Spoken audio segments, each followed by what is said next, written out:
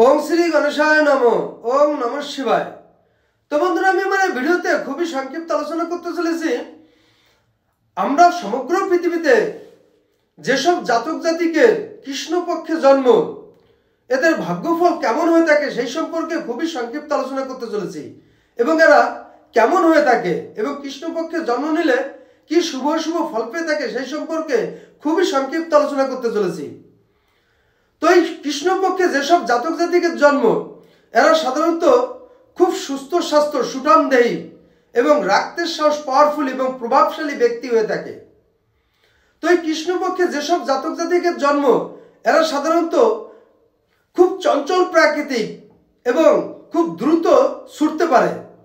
এই কৃষ্ণ পক্ষে যেসব জাতক জাতিকের জন্ম এরা সাধারণত বিনতিযুক্ত হয়ে থাকে। তো এই কৃষ্ণ পক্ষে যেসব জাতক জাতিকের জন্ম এরা সাধারণত সদা সর্বদা প্রলাপভাষী যুক্ত হয়ে থাকে।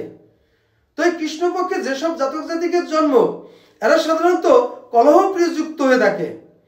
তো এই কৃষ্ণ পক্ষে যেসব জাতক জাতিকের জন্ম এরা সাধারণত শিক্ষা বিদ্যায় বেশ উন্নতি লাভ করে থাকে। তো এই কৃষ্ণ পক্ষে যেসব জাতক জাতিকের জন্ম এরা সাধারণত অত্যন্ত কামপ্রবণ যুক্ত হয়ে থাকে।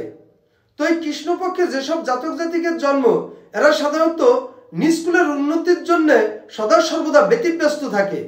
তো এই কৃষ্ণ পক্ষে যেসব জাতক জাতিকের জন্ম এরা সাধারণত ধনী ব্যক্তি হয়ে থাকে এবং এরা দেশনেতা দলনেতা এবং সতর্কশস্ত্রের প্রতিপালক হয়ে থাকে।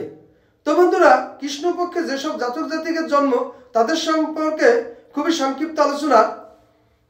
নমস্কার।